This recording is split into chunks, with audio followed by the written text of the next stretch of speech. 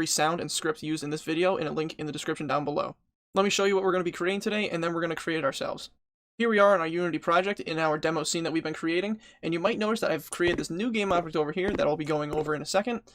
It is a door, and the way I have made this script is that it will not work unless you actually look at the door handle. You get a prompt to open or close the door, you press E, it opens, you go back to it, and it closes. Perfect. Alright, here we are prior to creating the object of the door and everything. So let's dive into how I did this. First, I'm actually going to create the door object, which is simply just a couple of cubes that look like a wall and a door.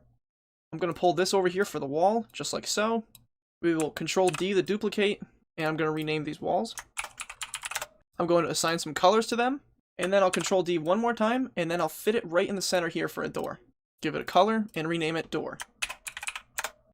Now if we press play, we can go in and see our scaling for the wall and the door, which it looks kind of short, so I'm just going to bump it up a tad, just like that. And now it looks a little more reasonable. Next, what I'm going to do, I'm going to go game object and create empty. I'm going to use this over here for our perspective. I'm going to go to the Y, use orthographic view, and pull this empty game object right where we want the door to swing open. In my case, I'm going to put it in the top corner right here. I'll go on the X and then check it out here. Move it to the center of the door.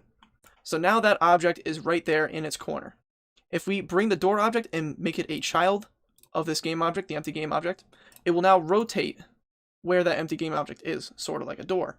I will once again rename this object to door. Now on the empty object, we need to create a collider. This is very simple. All I'm going to do is add component, box collider.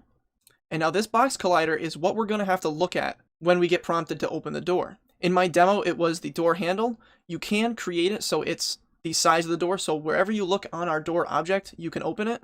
For me, I'm going to go ahead and create two little spheres, just like this. I'm going to scale them down and put them as a door handle. Right about there. I'm going to Control D and put it on the other side as well.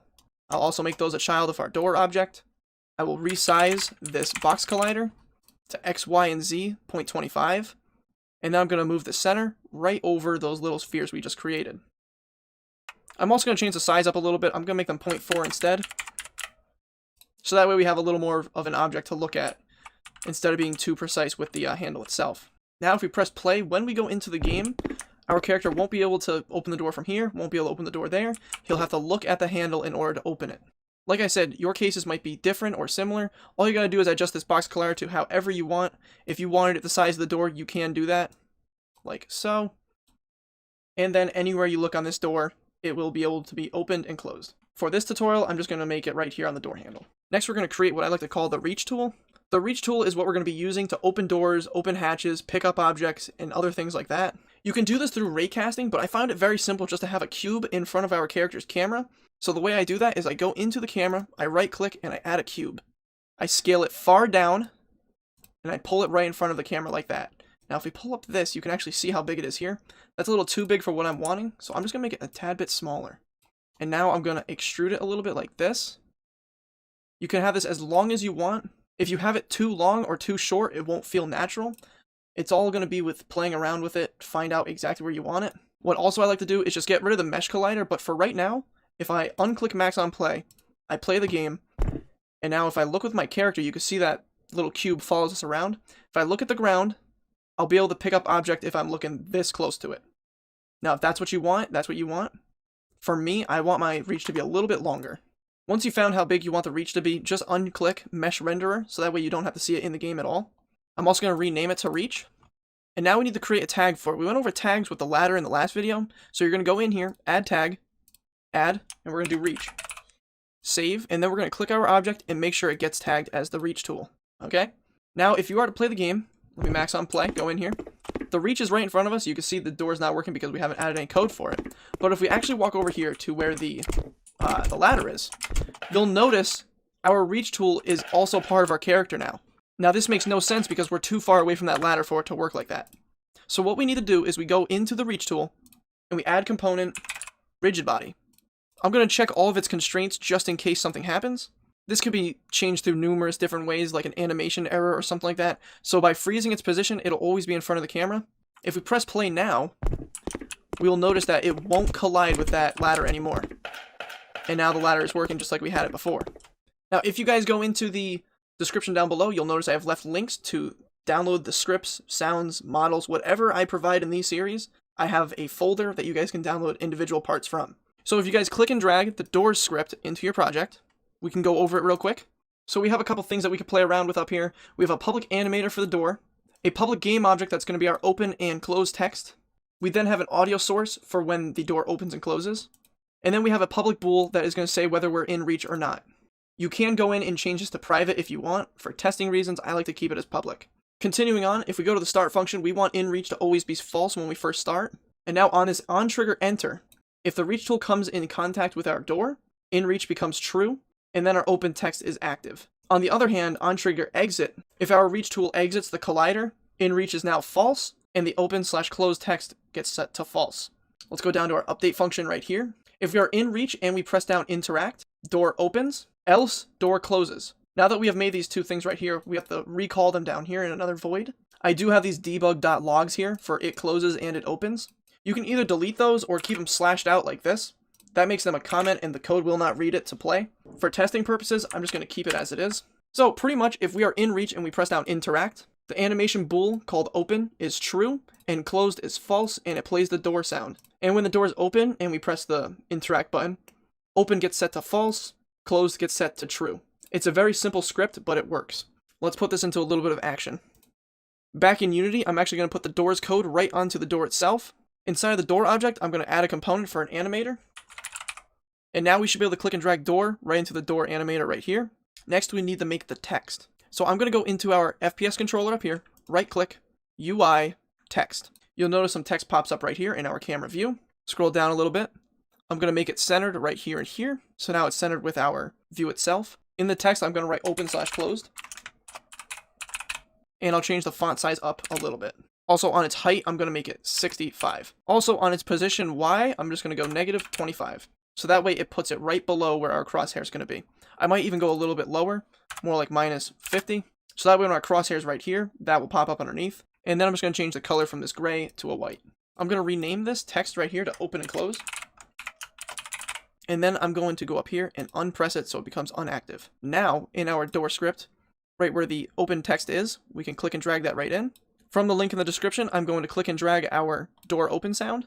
All I'm going to do is click and drag that right here next to our character like we did before. Next what I'm going to do is I'm going to take the door open sound, click and drag it into our scene, and like the louder sound effect, I'm going to put it in the general area of the character. Now I'll click and drag that into the sounds underneath our character that we created right here. Just trying to keep it organized in the editor. We can collapse all this stuff because we're done using it. Inside that sound effect we just opened, we want to get rid of play on wake. And now we can collapse this canvas and sounds. The canvas I'm actually going to rename to HUD for HUD. And now we can collapse the character because I believe that's all we need to do with him. Back into our door object, we need to make an animation for it to swing open and swing close. So what we need to do is we go window, animation, animation. Just like that, I'm going to click and drag it down here. So now it's in this view. And I will also be adding animation, animator. And I'll be putting that right next to animation down here. So now if we go in here, click our door, create a new animation. We're going to call this open. We want to add property. This transform, we want to right click it and add properties.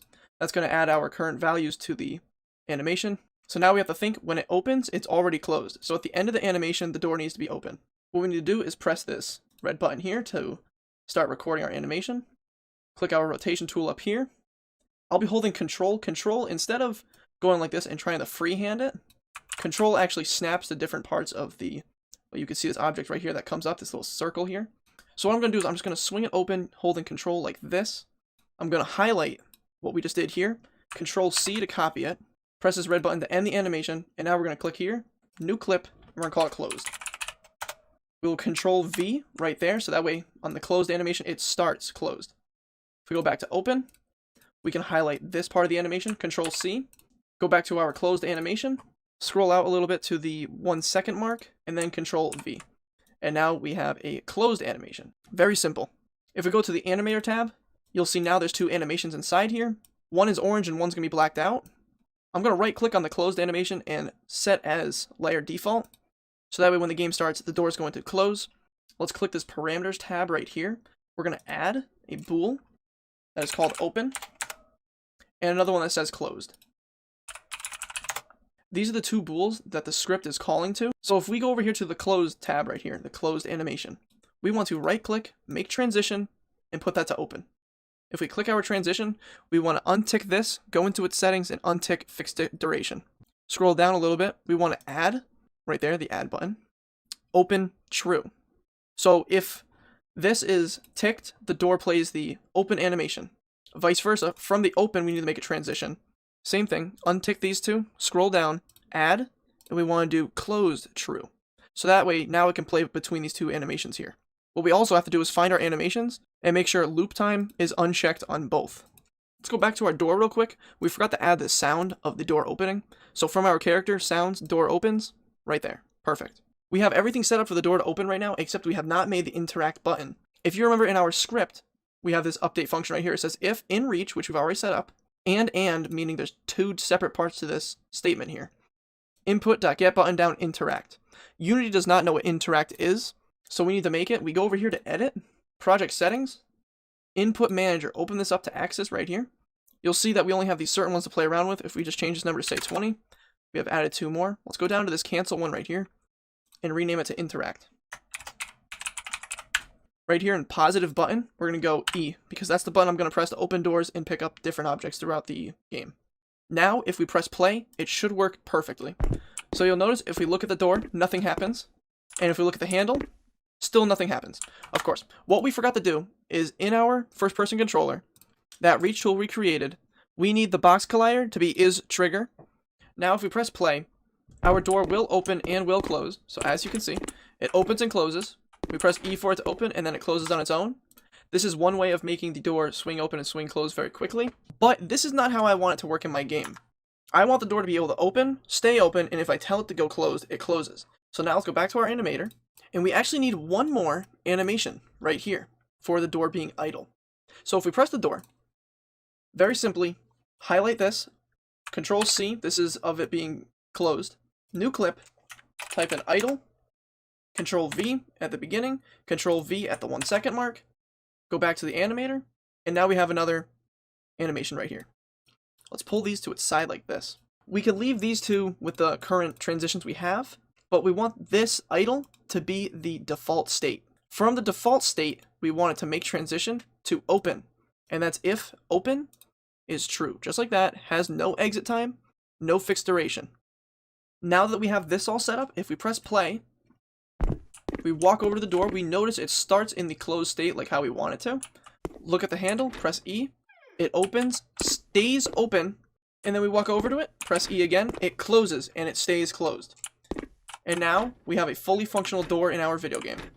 Some little extra added things I like to do is going back into our HUD object, the open and close, let's turn that on. We're going to make a duplicate, Control D on that open and closed object, and I'm just going to rename it to bracket E bracket, just like that, Control AC to copy it, and then in the text we're going to copy that in there, and then we'll just turn the Y position to say -60, or even more, 75.